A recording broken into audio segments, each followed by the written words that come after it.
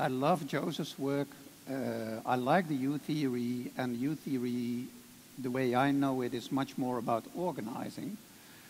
And I'm going to put it on leadership, because I don't know, I haven't seen it if that's out there. And I'm going to develop a U theory of leadership. And then I had the umbrella, what I wanted to write. It has a really interesting and rare combination of, on the one hand, it reads like a pamphlet, like you have something really urgent to say and you want to convince your audience of your message.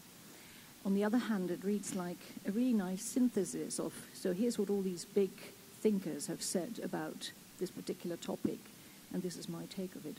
And thirdly, and I thought that was perhaps even the most intriguing part, it reads like an inner journey.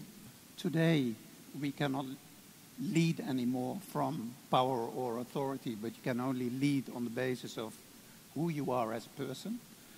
And for that reason, you have to know yourself as a person, and then you have to make that inner journey. You have to know who you are. You have to be aware of your own drivers, your own motives, your own shadows, all of it, what is going on here in this area.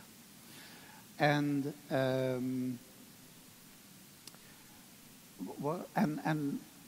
I thought I shouldn't tell people how to do that, but I can show them, bare my soul, as you said.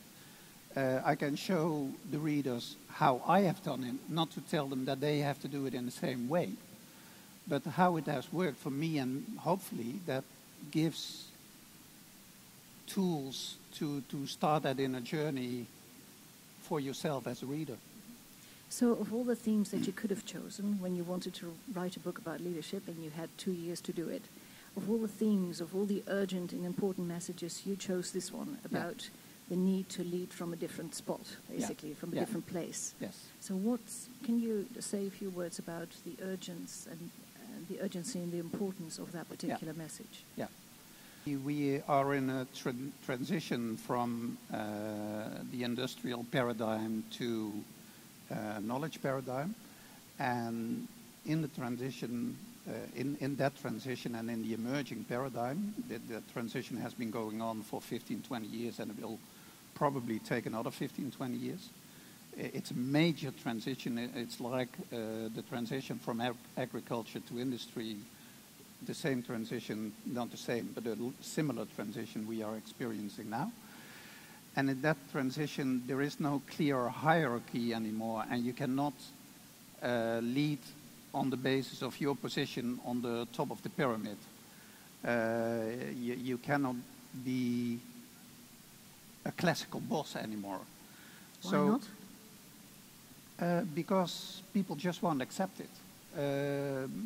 It's already clear in the younger generation, I think, younger from my perspective.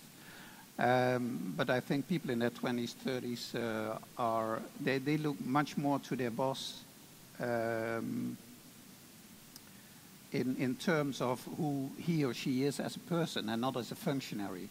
They're not ready to accept hierarchy anymore.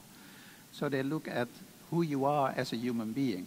And if you are a leader, if you lead a team, a group, a company, an organization, then you have to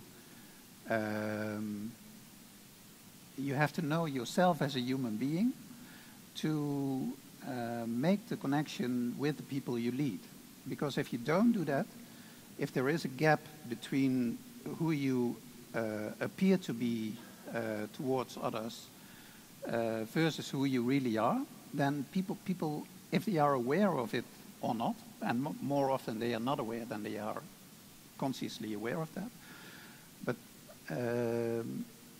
But if there is a difference, if there is light between who you pretend to be and who you are, then people sense that and they are less ready to accept what you are telling them. They're looking for congruence in who you are and how you present yourself.